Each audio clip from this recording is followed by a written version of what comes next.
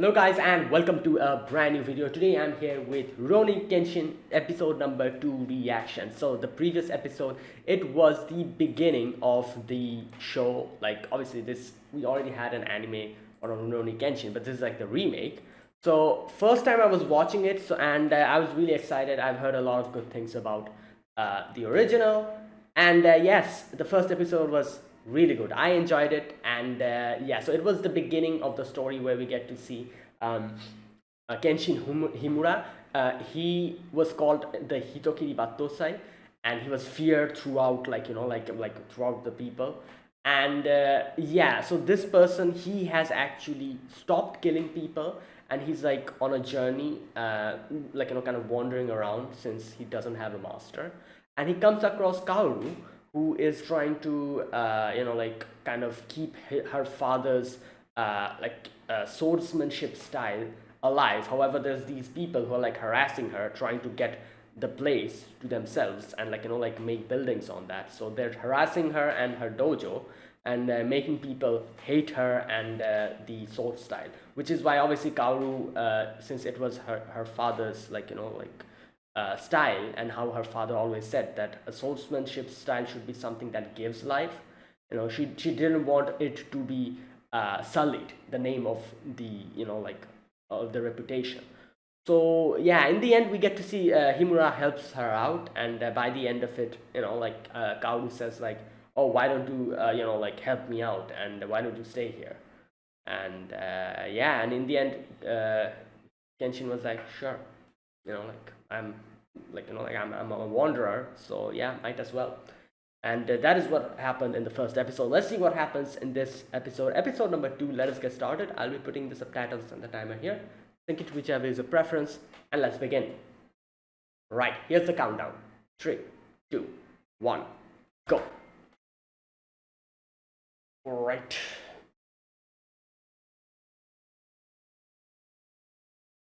One week. Okay. Wait, what?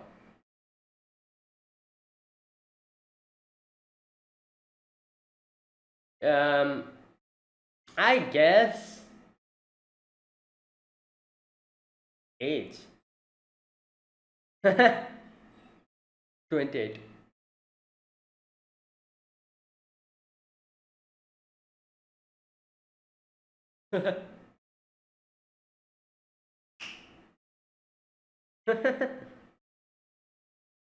Okay.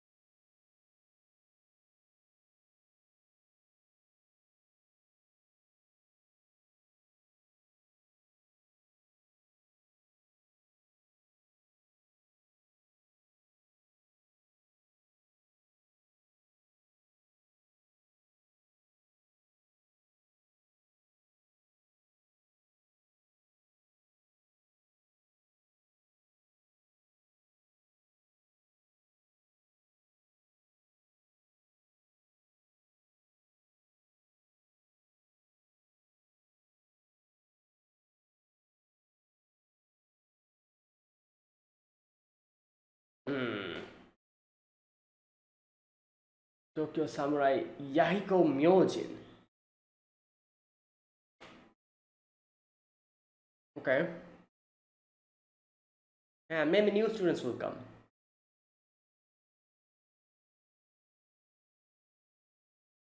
Ah.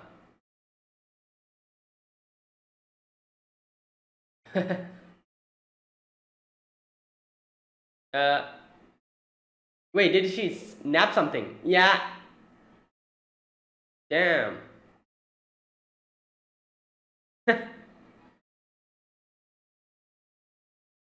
Yeah. Oh wow. He's like, oh yeah, take it. Don't get caught. Yo. Oh no, is he like going to be like, yeah, I don't need this. Yep.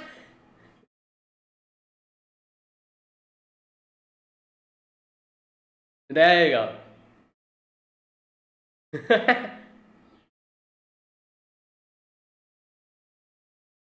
Yeah. Yeah. Oh boy.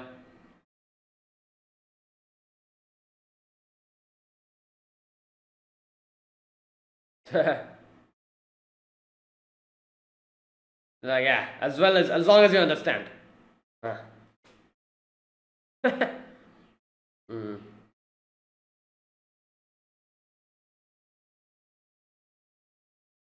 All right.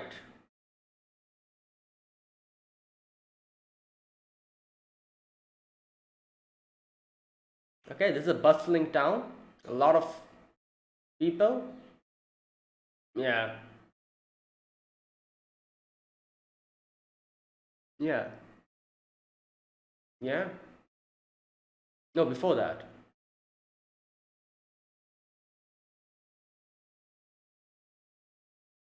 Mm.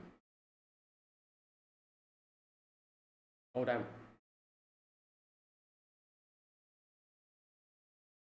Abusing their authority. Damn.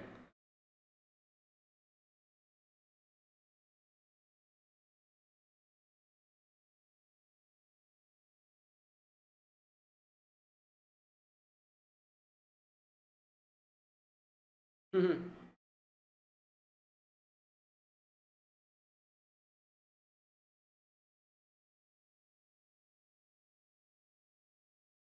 Yeah, I guess.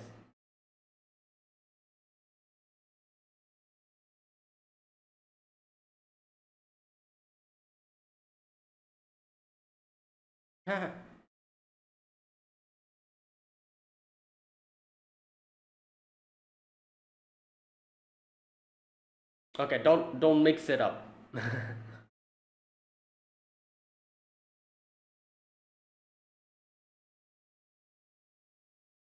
Mm. Okay, you're gonna. Oh, I thought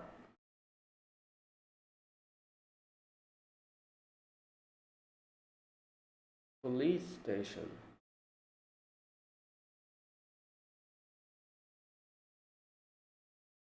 Huh. Right. Okay. A big shot. Yeah. Probably like someone in the high official. Oh, is he here to find Kenshin? Yep. He called him Himura Batosai, not Hitokiri. So I guess he's like a lot more. Okay. Oh boy, these people are just. So they're like exploiting him. Damn.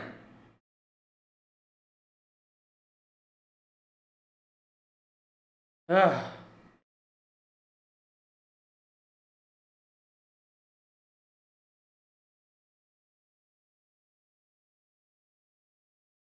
Mm.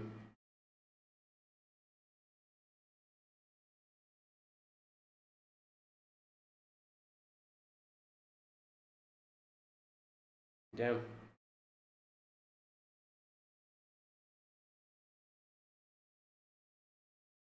Um. Yeah. Arrest. Oh no! Is it? Is it? Oh no! Is it? Oh my god. Yeah, just show them that it's not a sword. Like it is a sword, but it's a blunt one.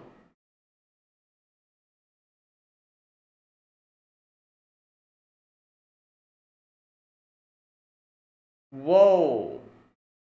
Okay, so these police are allowed to have swords.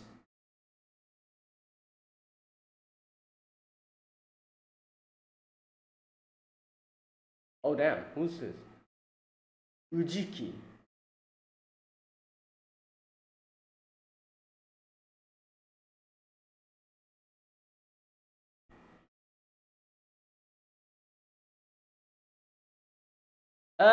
He's going. Yeah, there you go.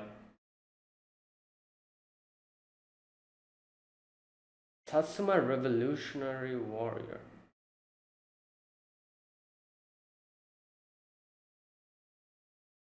Um,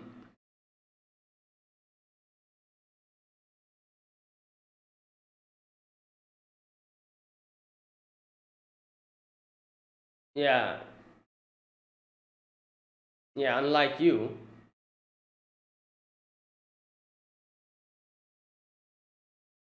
Oh my god.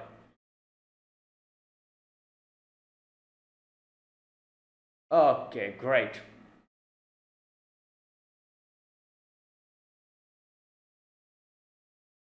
Typical corrupted police officers. You know, probably that is why he's doing this.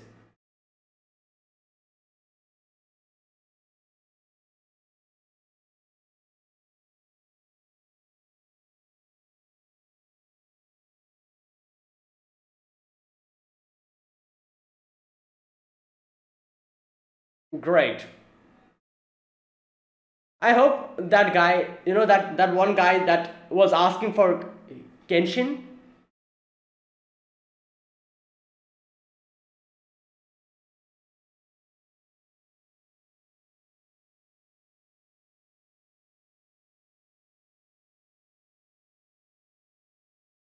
This guy doesn't know who he's messing with. Does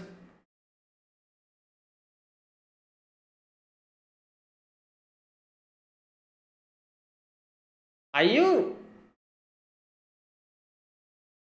Why are you licking your sword? Disgusting. Typical edgy villain character.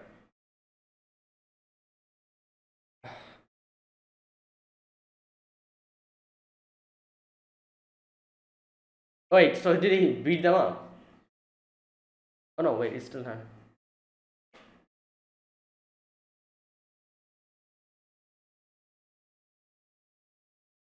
There, it's him.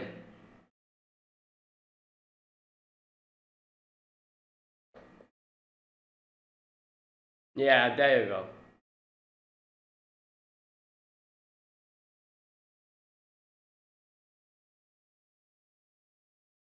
Saved the lives of many revolutionary warriors. Oh wow, so he's like one of the like main I guess you could say. Right.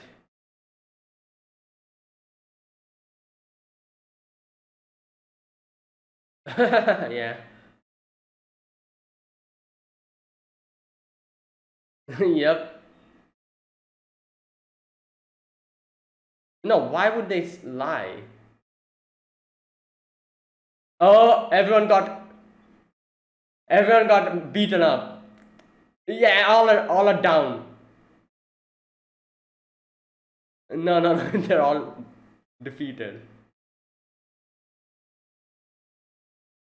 Oh, from the head office.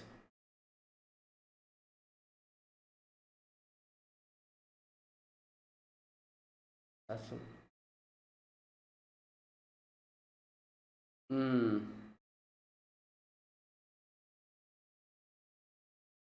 Okay.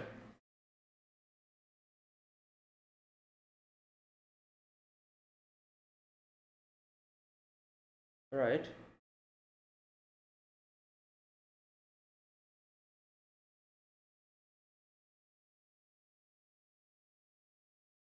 Ah, right.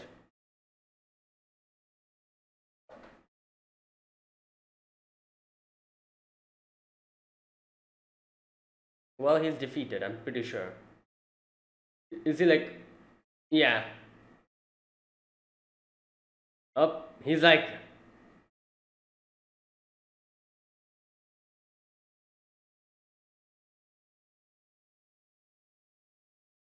okay. Oh, he didn't get to know her. Ah, there you go. I think he'll recognize. Yes.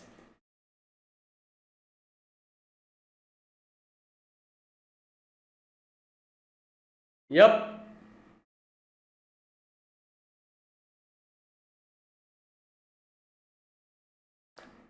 I'm mad that they didn't show him beating them up. Oh no, wait, he's still.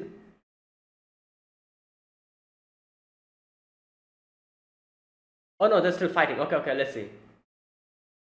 Ah, yo, he's like lightning. Wait, where's the main dude? Where is he? Yep, there you go. Come on, you little.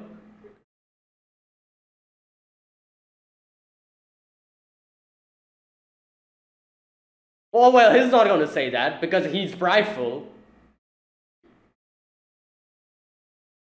Yeah, there you go. Typical prideful. It doesn't matter. All right, let's see. Yeah. Ooh. Come on, beat him up. Typical annoying ass characters. Yes. All right. Damn. Yo. Ah, there he is.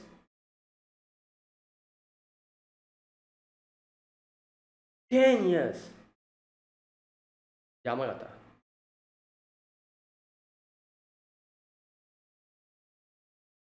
Oh. Oh, his Takasugi is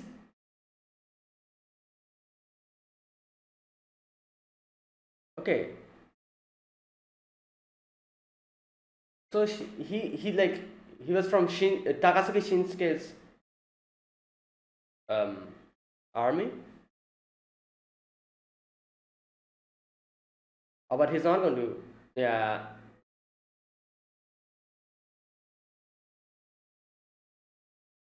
Yeah. He.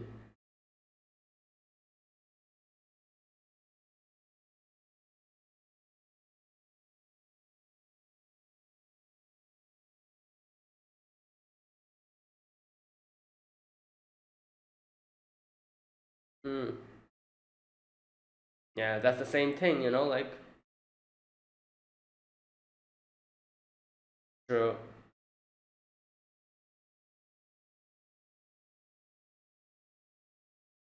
Yeah.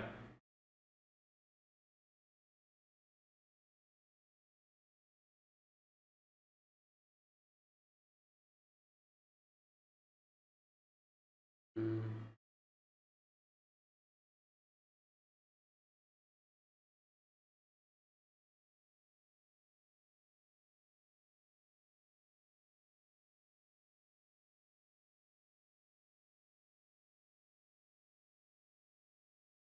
yeah.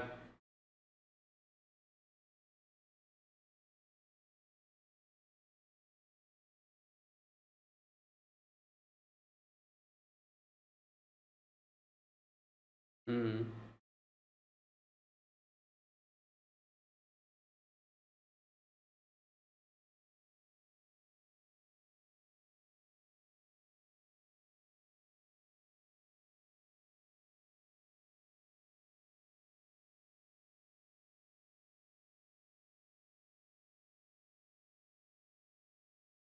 yeah.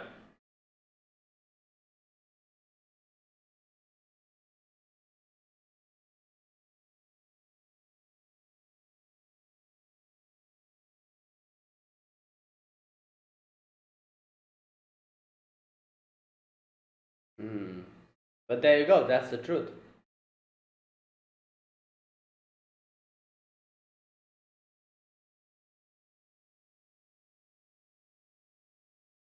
Ribbon? Oh, the one in her hair.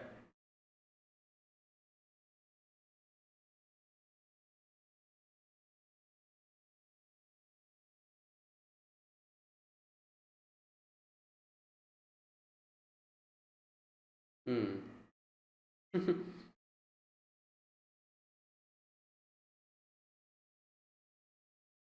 Yeah, because he doesn't want to like impose, like he said, like if we do that, we'll be just doing. Yeah, and like he said, he doesn't want to impose on other people that, oh, like use his authority to do anything. Okay, I'll talk about this in the discussion section.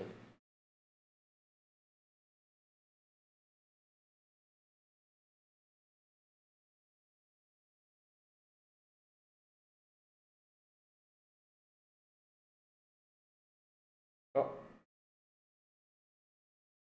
oh, is he going to return it? I think so. Him-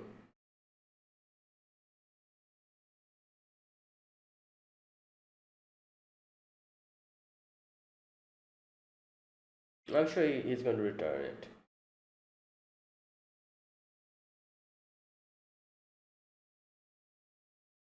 Ah,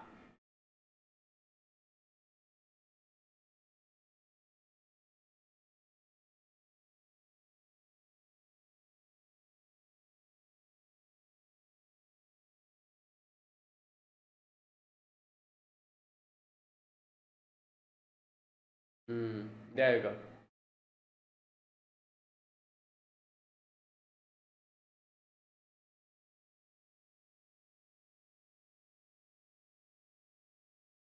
Yeah, he's thinking what to do because he doesn't have the money to go back. And also, he doesn't want to keep doing all of these things. Uh,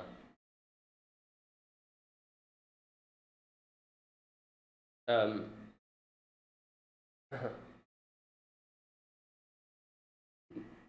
oh, oh boy.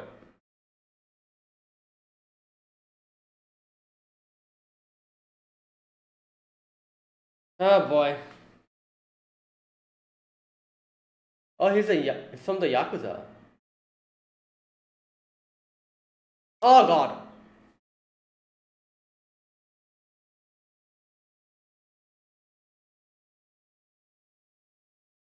Okay, I can see this guy's a little bit.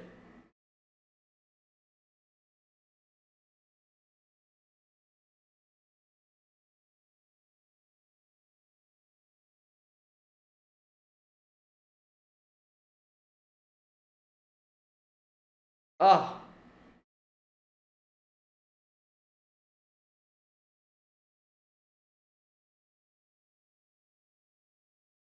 oh no. Okay.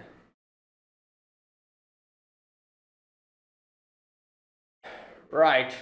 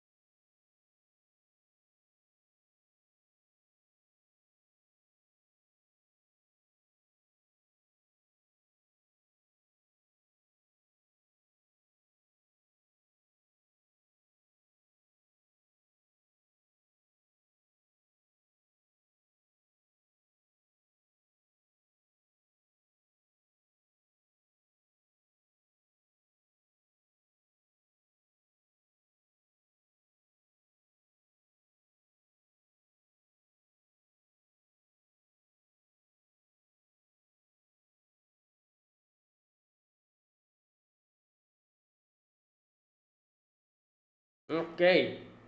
That is it. Right. So this episode was okay. We begin this episode with Himura and like doing the like laundry and stuff, and Kaoru's like waiting for the students to come back, but they're not. And she's like the whole allegations and everything is gone now. It has been resolved. However, no one's coming back. What's up with that? So obviously, like as wait wait a minute. Kenshin, yeah. For a moment, I just blanked out on his name. Yeah, Kenshin kind of says that, oh, maybe because like they found something else. Like he says, wait, what does he say? Once you leave, it's quite difficult to return, which is true. Like obviously, like they themselves who left probably feels bad and like embarrassed to come back, because now that they know that they actually like, what can I say, like what happened is that they actually got threatened, and that's why they got afraid, and that's why they left. And now that after the whole allegations and everything has been cleared up, they probably feel, like I said, embarrassed and a lot of like ashamed to come back. And like I can't blame them. Like it's something I can understand. Like they would definitely feel, because they would be like, oh, I left in the times of her need, and now when everything is fine, now I'm just shamelessly going to come back, like that kind of thing. So I can understand that. So yeah, that is what Kenshin says. And she asks like, your age, like, is it 28? And he's like, what, you thought that, like, would it be okay if I was over 30? She's like, no, like not that, but still. um okay, so after that we see them going to the town, like trying to like buy a few stuff. And Kaoru's being optimistic. She's like, oh, this uh oh no, sorry, yeah, Kaoru's the one who says that, like, I'm sure they'll come back, but like for now I have to go to the, I think she says like the neighborhood dojo, yeah, to an acquaintance's dojo to practice. And Kenshin is not going to practice with her, and he's like, oh, I cannot like really use like wooden swords. So yeah, now here comes this kid who bumps into him, and it's so crazy. Immediately Kaoru realized what happened, and Kaoru's like, oh, stop that kid, like he pickpocketed you. And she like grabs him and gets the purse from him. I love how Kenshin is like, that, oh, like, what, falls on me. I guess I was being a little, like a little distracted. You deserve it. Here you go. Take the purse. Now obviously the kid is very prideful, and he's like, and also like like self-respect, like has self-respect. So he's like, just throws it back to him and is like, I'm not going to take your charity. So he says like he targeted him because he had the nerve to be wearing a sword. So I guess like like he thought that he is like one of those people who abuses his sword for authority. Like this is the thing, like he probably wouldn't have pickpocketed him, or maybe have, I don't know. But the main reason why he did it, because he hates the people who abuses their power. Like those Yakuza members who have like this big ass swords, and not sword, but like those things that they're carrying, and like kind of hitting him and like exploiting him. Like he has gone through that a lot. So he, as soon as he saw Kenshin, he probably thought that, oh, he's one of them people. Like one of those upstart, like like people who abuses their authority and exploits others. That is why he has this big ass sword on his like shoulder, just carrying it. So that is why he decided to target him. So that is why he's like, oh, like that is why I targeted you, because you're like one of those people. You have the nerve to do that and flaunt around your strength, and you probably also like like mistreat other people. And then he says like, don't get me wrong, you punk. Wait, when does he introduce himself? Just a minute. Okay, here we go. I'm no kid. You have no. Where is that part where he introduces himself? Just a minute. I'm no kid. I'm a descendant of Tokyo samurai, Yahiko Myojin. Right. So, okay. So there you go. And like I can understand why he is a little bit, like I said again, he hates people who abuses their authority and power. and like those yakuza that are mistreating him. Also, the fact that he prides himself to be a Tokyo samurai, he probably doesn't like seeing people who are misusing their strength and their like the fact that they have swords, they're misusing it. That he doesn't like being like descendant of a samurai. Because like respectable samurai, they have they have morals, they have discipline.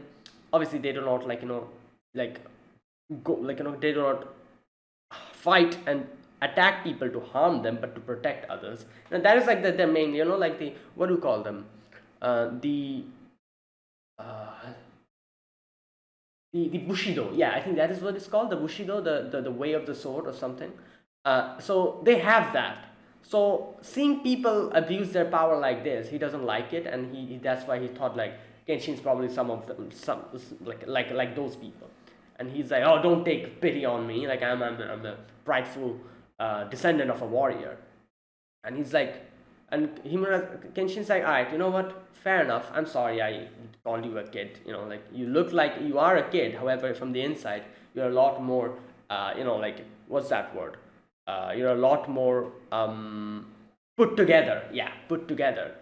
And he then like just leaves. So, and then Kaoru's like, what a cheeky kid. Okay, so now they're like going to the to the city to kind of buy some grocery and stuff. And Kaoru asks Kenshin that where were you before this? And he's like, oh, I was just like wandering around, here and there, like kind of like that. And Kaoru's thinking like, why is he still like a Rurouni? Why is he like wandering around? What is the reason? Is there a like bigger significant reason behind that? So she's thinking, and like later on, she's like, all right, like whatever.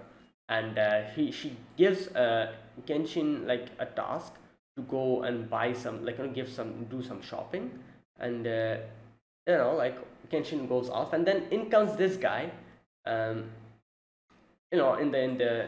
the carriage. What was his name? I don't remember, but the guy who knows Kenshin. So he's like, oh, like, excuse me, can you let me know where the police station is?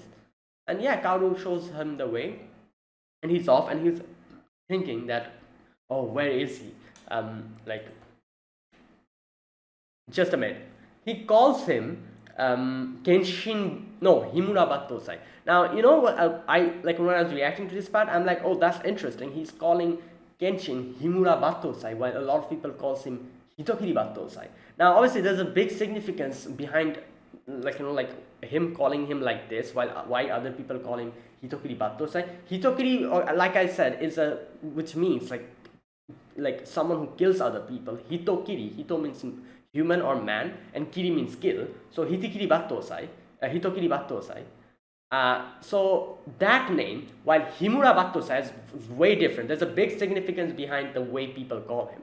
People who call him Hitokiri Battosai, they're either afraid of him, or they look at him in a negative way. That is why they call him Hitokiri Battosai. However, he doesn't call him that, and I was immediately like, all right, this guy probably is one of the good ones who knows what type of person Kenshin is, and that's why he didn't call him Hitokiri Battosai, but called him Himura Battosai, which is obviously Himura is his name. So like he didn't call him. As soon as he said Himura Battosai, I was like, okay, he's probably one of the good guys or something like that. At least someone who knows what type of person Kenshin is.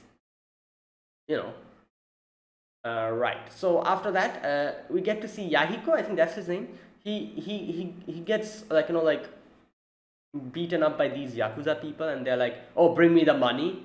And and he's obviously he's not liking it. Like I said, he hates people who abuses their authority, but he still cannot do anything in this situation. So yeah, he's thinking what to do.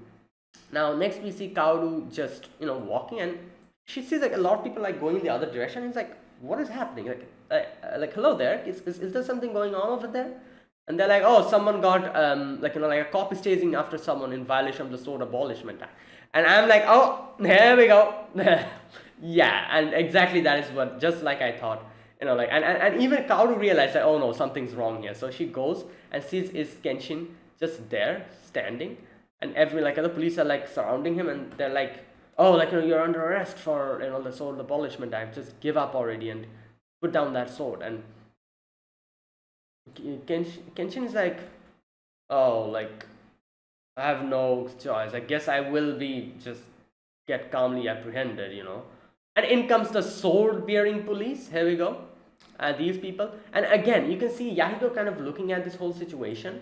And, like, obviously, he definitely hates these type of things. A person abusing their authority. Again, this guy.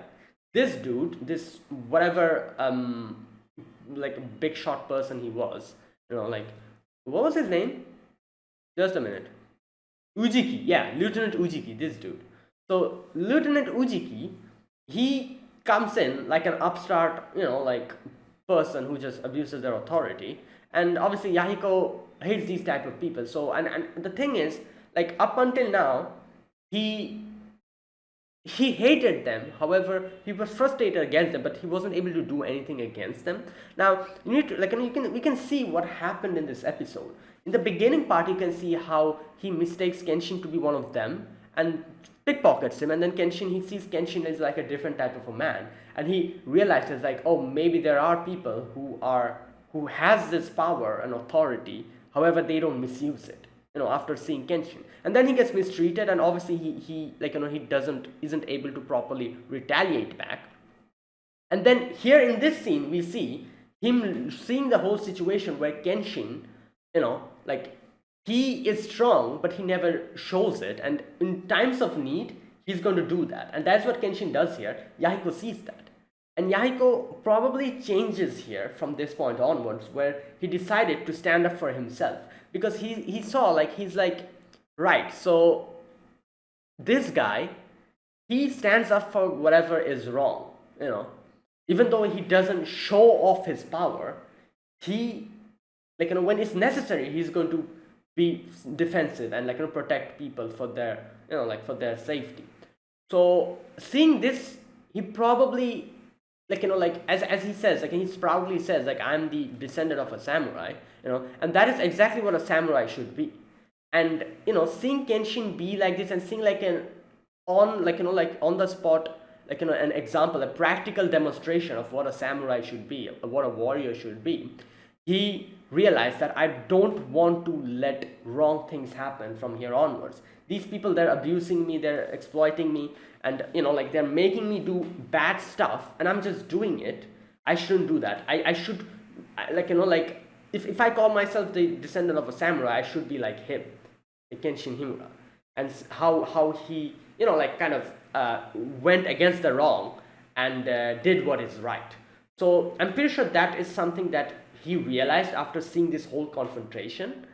And that is why later on in the next part of the episode, the last part, we see how he returns that that purse to the old lady, because he decided that he's not going to do anything wrong because others are threatening him, and he decided to get stronger. That's why he got that little stick and tries to, like, kind of, like, like, do the sword play.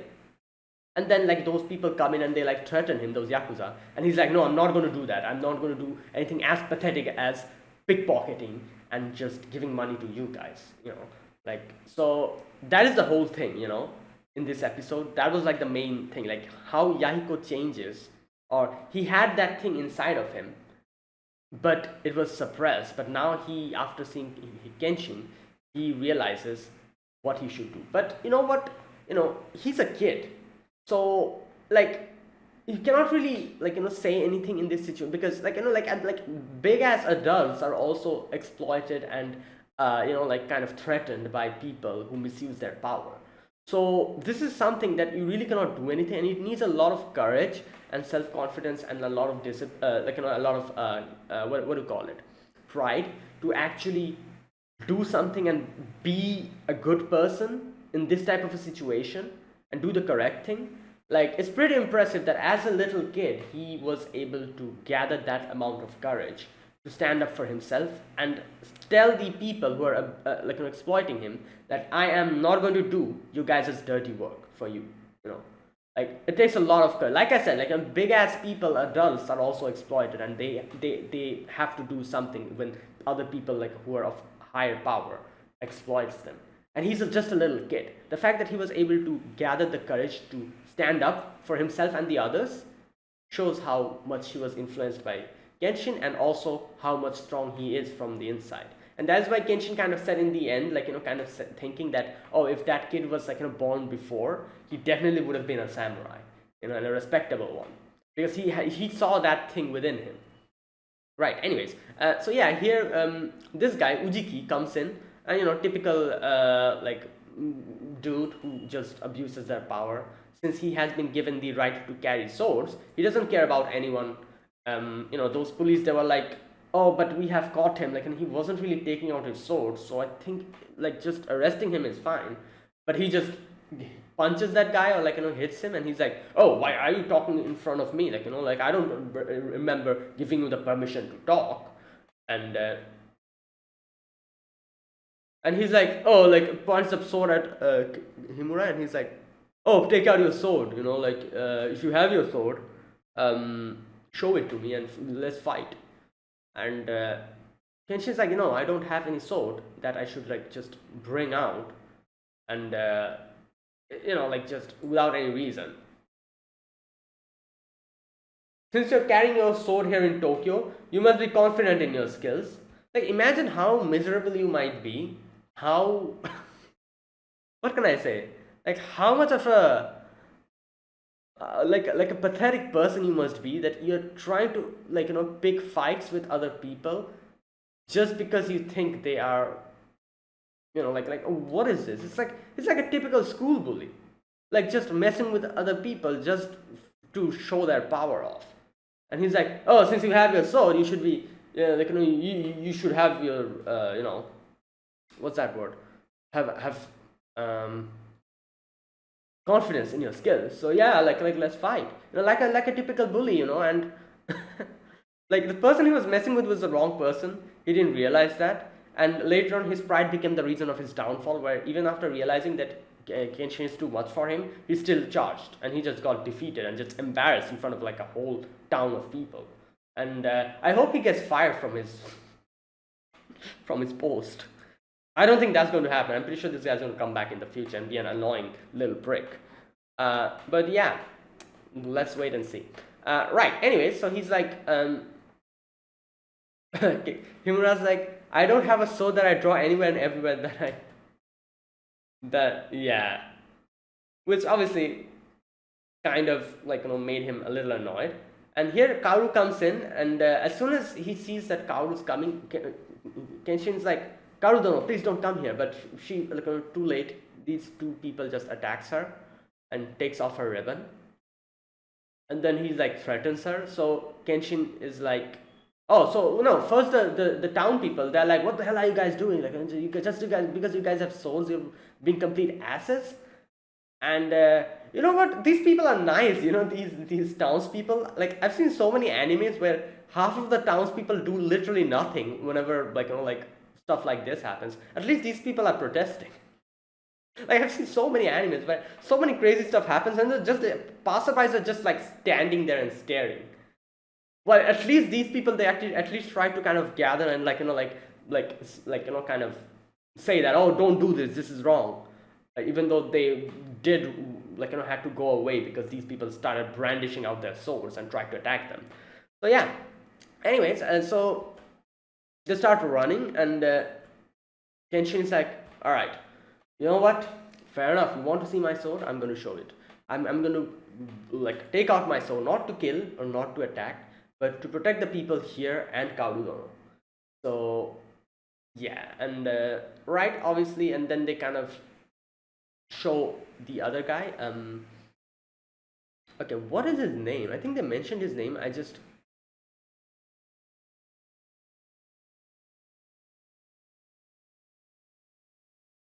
Okay, so he came here because he heard the rumors of the Hitokiri Battosai.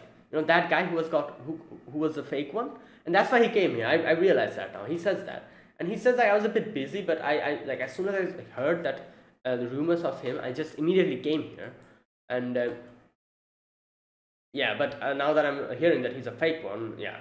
So he says that I knew that Himura's not a man that would wield such an evil sword. That's why I had my suspicions. And there you go. So this guy is a fake. Indeed, he has slain enough people to be called Hitokiri Batosai, uh, but not once did he slay a man for his own self-interests. It was all for Meiji, the new era. A hero who saved the lives of many revolutionary warriors with his sword. Without him, the revolution would have never succeeded. Now, I need to make something like I understand something here. So obviously, like I'm guessing this is like a like I don't know much history, Japanese history, but as far as I can understand, correct me if I'm wrong. Like I said, I might be wrong here. So like I'm guessing in the previous era, there was this battle. I guess the not the battle, but like a like a time of unrest where like the revolution, god damn it, revolutionaries went against the shogunate, I think. And that's why in the beginning of the episode 1 we see Kenshin fighting the Shinsengumi, because yeah, Shinsengumi was part of the shogunate, wasn't they? So like they were like a group of the shogunate, while we had the revolutionaries like here Kenshin Himura, who else, the Kiheitai, like with under Takasugi Shinsuke, then I think like a lot of others like uh, Katsura Kogoro, I think, yeah. Who else was here in our group? Um, was Sakamoto? No, was Sakamoto Ryoma part of the revolutionaries, or was she part? Or was he part of the? He was part of the revolutionaries, wasn't he? Wait a minute, let me check. Sakamoto Ryoma. Sakamoto Ryoma, influential figure of the Bakumatsu establishment of Empire of Japan. Wait.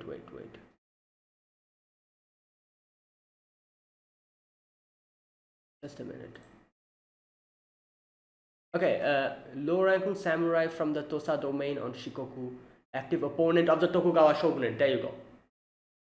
Yeah, so he Sakamoto Ryoma was also part of the revolutionaries. So here, these people, like this guy Kenshin Himura, they were part of the revolutionaries, and now the new era, the Meiji era, as he says, this era is this peaceful because the revolutionaries won. I think, like I said, correct me if I am wrong. I might be wrong here. I'm not exactly sure because this is what I understand from this. So yeah, and that is why he's like, oh, like without him the revolution would never have succeeded. Um, and he says that, yeah, I wanted to find and welcome him as the hero he is, as a high-ranking officer of our imperial ground troops. So okay, right. So this guy, he says like the fake Hitokiri Batosai, they kind of said something like, oh, the real one has come, or something like that. And anyways, while they're having this conversation, a police officer comes in and they're like, I'm sorry, like like Lieutenant Uchiki, something happened. And this guy, the police chief, I'm guessing, he's like, what the hell happened? Like, oh my god, what did Uchiki do again? And he is like, like the one who knows Kenshin. He's like, sword bearing police? What are those? I've never heard of them. So yeah, he says it's a squad created through orders from the head office to deal with the current incident. They are a bunch of ruffians, and their captain is from Satsuma and is imperialist. Okay, so they explain imperialists were generally categorized. Wait, okay, wait a minute. What is an imperialist? I need to check. Like, like I'm guessing. Right, wait a minute. Imperialist.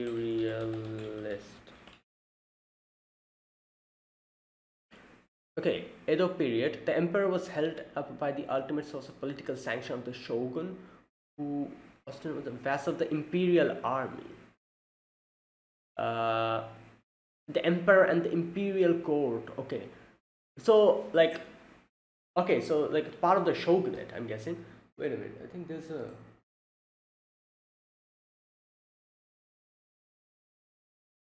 Okay, there's like a chart here.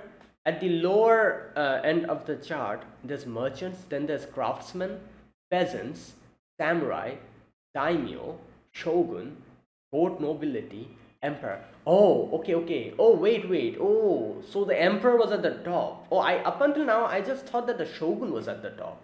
Oh, right. Oh yeah, it makes sense because I remember in a lot of shows I've seen, like the shogun talking about the emperor, or I think they call him Mikado or something like that, as far as I know. So right, and obviously, oh, even the court nobility are above the shogun. I see. And I'm guessing imperialists are part of that, like the emperor. They're like underneath the emperor or something like that. Like they're like quite in a high position. Okay, based on when they're born. Okay, there's like five provinces: Satsuma, Choshu, Tosa, Hizen, and others such as Mito and Fukuoka. Among them, Satsuma and Choshu long served as two great factions of the Meiji government. Uh, at this time, Satsuma's authority was in the police, while Choshu's authority was in the military. Okay, Satsuma's police and Choshu's military. So yeah, so he's like, okay, so someone from Satsuma, that is a revolutionary warrior. Yeah, and he's like, you cannot really do anything about his impudence. Either way, so the police chief is like, so what happened with Ujiki? And he's like, oh, like it's nothing, like it's just that he's getting beaten up. And he's like, wait, what? Like he's pretty strong, like, and he has his soul. Like, what's going on here? And like this guy, he doesn't really like pay much attention first, but when he says like, oh, this is this one person who has a who's using a sword, and he's very strong, he's very fast, he has red hair, and in the end he says like he has like a mark over here, like a cross mark, a scar, and that's when he's like, wait, it can't be, and he immediately rushes off to see if it's Kenshin. While over there we see like Kenshin is fighting, and yeah, like defeats everyone, like like he's like lightning, like he just disappears and then comes behind the guy and just hits him. And in the end, the only ones left is Lieutenant Ujiki, and he's like, Kenshin's like, you see what this is, so like just let's stop this. If you want to arrest me, just don't harm these people. Like you can see how Kenshin even gave him an opportunity to stop all of this. And yeah, if you want to arrest me. Like he even gave that opportunity. But this guy, obviously, his pride got hurt, his ego, got hurt in front of so many people. So he's like, oh, how dare you? Like, I'm going to teach you a lesson. So Kaoru says that the stance that he uses is the most powerful sword in Satsuma, Jigenryu, known for not needing a second strike. Right. So the police chief comes in, and that guy comes in, and he's like, stop, that man is, and he the one who knows Kenshin, he's like, oh, it wouldn't matter, that poor man, even if he's using Jigenryu, it doesn't matter, because in front of Kenshin, who uses Hiten Mitsurigiryu, everything is meaningless. And yeah, Kenshin just jumps up and just hits him in the head or back, and just he falls down, and everyone, like all the townspeople, just surrounds them, and they're like, oh, who are you? What? Which swordsman are you? Come, come to my shop. Like we'll treat you or something like that. Right. Either way, his name is Yamagata. So Yamagata comes in, and he's like Kenshin, you're here finally. I was looking for you. Like, where were you? For 10 years I've been looking for you. And Kenshin's like, oh, Yamagata. So Kaoru's like, wait, Yamagata, the general of the Kiheitai? And the current army general of the Meiji government, imperialist Arimoto Yamagata. Right, I'm going to check this. Because obviously, the only person I know from the Kiheitai is Takashi Shinsaku, sorry. Wait, is his name Shinsaku or Shinsuke? Let me check. Gintama messes with my head. Takasugi I think Shinsaku, isn't it? Shinsaku, yeah, Shinsuke was Gintama's version. Right, so the only person I know is Takasugi Shinsaku from the Kiheitai. Now, right, Arimoto Yamagata. I feel like I've heard the name, but wait, he actually looks like his real life version actually looks like him in the anime. Wow, that's interesting. the mustache and the short hair, and his facial structure. Wow, that's impressive. They actually made him look like him in the anime. Okay, I didn't expect this. Right. Okay. Gensui Prince Yamagata Arimoto, known as Prince Yamagata Kyosuke, was a Japanese statesman and military commander who was twice elected Prime Minister of Japan and a leading member of the Genro, an elite and group of senior statesmen who dominated Japanese politics after Meiji Restoration. As the Imperial Japanese Army's inaugural chief of staff, he was the chief of architect of Empire of Japan's military and the reactionary ideology. For this reason, some historians consider Yamagata to be the father of Japanese militarism. Wait, where's Kiheitai? Right, here we go. He was the commander in the Kiheitai, a paramilitary organization created on semi-western lines by the Choshu domain. Okay, there you go. So, right, so Kiheitai, let me check here again. Yamagata. Right. Oh, wait. Oh, he came after Takasugi Shinsaku. Wait. Okay, Kiheitai, formed in 1863 by Takasugi Shinsaku in Shimonoseki, Yamaguchi Prefecture. The Kiheitai military consists of 300 men who came from all social classes, farmers, merchants, samurai, others. Okay, wait. Kiheitai followed a developing trend in which had been spearheaded by the shogunate following by the Convention of Kanagawa to form military units based on ability rather than hereditary social status. Shinsengumi, a Kyoto-based pro-Tokugawa police force, was founded in the same year as Kiheitai and was also comprised of people of a broad variety of social classes. Okay,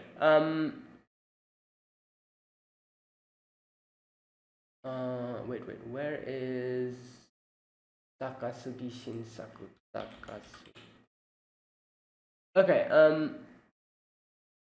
the Kiheitai's inspecting officer Hikosuke Miyagi was forced to commit seppuku at the temple, while Takasugi himself was held liable and was dismissed as the leader of the Kiheitai on 27th August, only about 2 months after its formation. Oh, the Kiheitai was taken over by Kawaki Yaichi and Taki Yataro as the second leaders. In October, the Kiheitai was taken over again by Akane Taketo, and the third leader was Yamagata Aritomo as the commander. So he's the third leader, and this happened very quickly. Oh, so he was like the leader of, right. I was thinking like he was working under Takasugi Shinsaku. So no, Takasugi Shinsaku was the founder. However, he was leader for a little amount of time. Then another leader came in, and then after him came in Yamagata Aritomo. Alright, okay. So he is the one. I do wonder if we're going to see Takasugi here in this show. Maybe in the future, or I don't know. But maybe like in a flashback, because like from this you can see that Kenshin Himura was probably like worked with the Kiheitai as well. So I do wonder if we're going to see Takasugi Shinsaku in one of the flashbacks or something. Right. Anyways,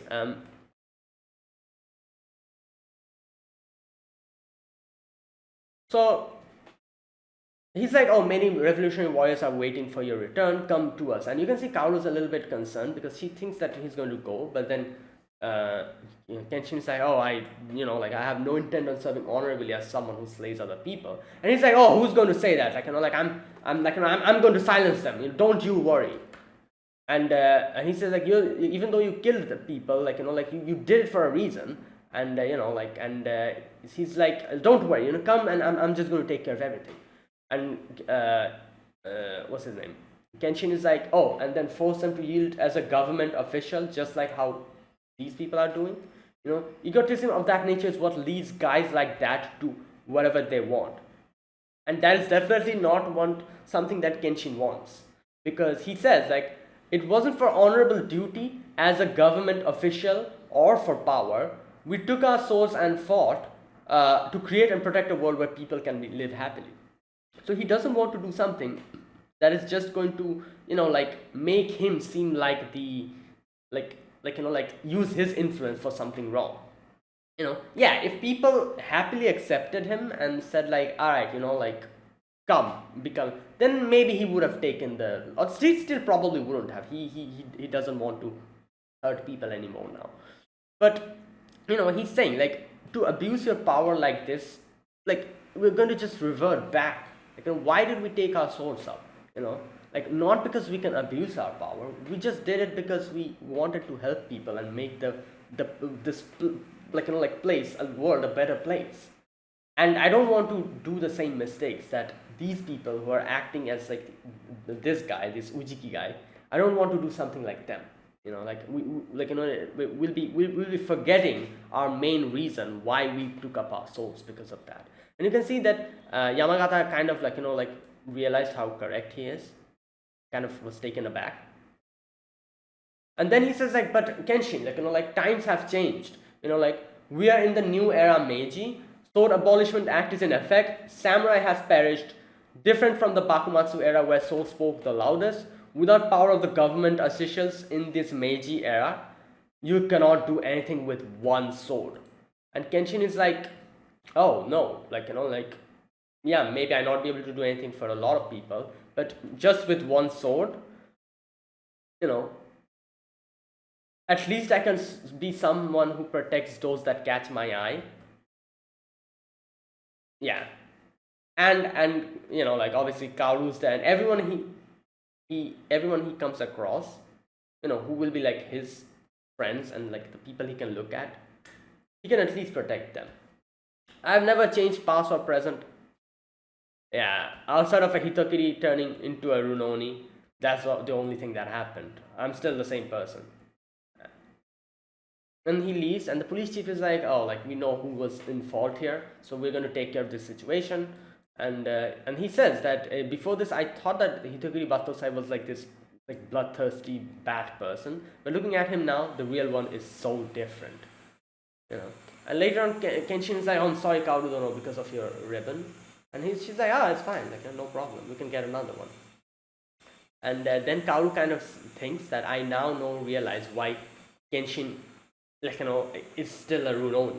To be unhindered by anything and freely protect people with his sword. That is why. And yeah, that's just what he wants. He doesn't want to, like he just wants to be, I guess you could say, free and yeah, work on his set of morals and like his way of living. Right. So, anyways, later on you can see that Yahiko sees all of this, and like I said, he probably changed from here on once he realized seeing Kenshin that this is a samurai that I kind of like want to be. So to become someone like him, I need to stop doing these things. And he sees like an old lady, like her purse falls down, and he returns it to her. And later on, we see Kenshin also kind of drops his purse, and he kind of gets reminded of Yahiko, and he's like, I wonder what that kid is doing. And he's thinking like, if this was like the older days, he would have been a fine samurai when he grew up, and yeah, because he has that thing within him. Like later on, we see Yahiko's in the under beside the water, picks up a little stick and tries kind of like doing some swordsman thing. But yeah, comes a Yakuza, and he's like, I don't want to, I want to cut ties with the Yakuza, I don't care about you guys, and I don't want to pickpocket anymore, and, hurt other people. And then this guy just starts attacking him, and even after he attacks him, he's like, I'm not going to listen to you, like pickpocketing, like scummy things like that, I just got sick of something as miserable. And yeah, and then he's like, and this Yakuza is like, oh, I'm going to show you what happens if you go against us. And they kind of zoomed on his hand. I feel like he's probably going to take him and I don't know, do something to his fingers or something. Like how the Yakuzas have a way of kind of cutting off fingers or something, like the pinky finger. So in a way to show something. So I don't know, maybe he's planning to do something like that. Next episode we'll probably get to know what happens. I'm sure he's going to get out of there somehow, because the opening literally shows this kid, so I'm sure he'll somehow join us. And yeah, so I'm guessing, I don't know, maybe Kenshin will somehow come there, or he himself will be able to run away from there some way or the other. We'll see. Either way, that is it. That's my reaction to episode 2 of Rurouni Kenshin, the remake. So yeah, I'm really liking this. This is really great. I just love these type of shows which have this underlying message, and especially shows like this, this is why I just loved Gintama so much.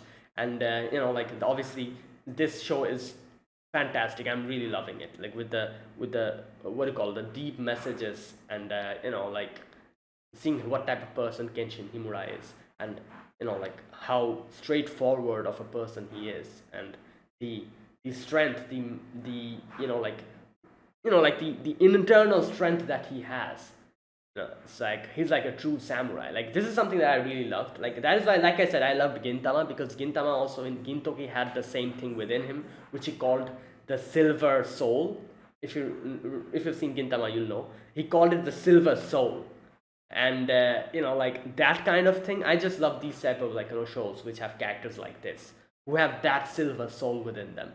And and I remember Gintoki also saying how everyone has a sword kind of inside them, which makes them stand straight even in the most toughest of situation. Everyone has that sword. That sword should not never break. You should always stand straight, that kind of thing. And yeah, like I love these type of characters. I love these type of shows. So yeah, I'm excited for the upcoming episode. So that is it. Thank you for watching. If you guys enjoyed this video, be sure to press the like button and subscribe if you're new to the channel or you haven't subscribed. Comment down below anything you want to say, anything you want to let me know. I'll check them out. And that's it. Thanks for watching. I will see you guys next week with another episode of Rurouni Kenshin. Until then, goodbye and have a nice day.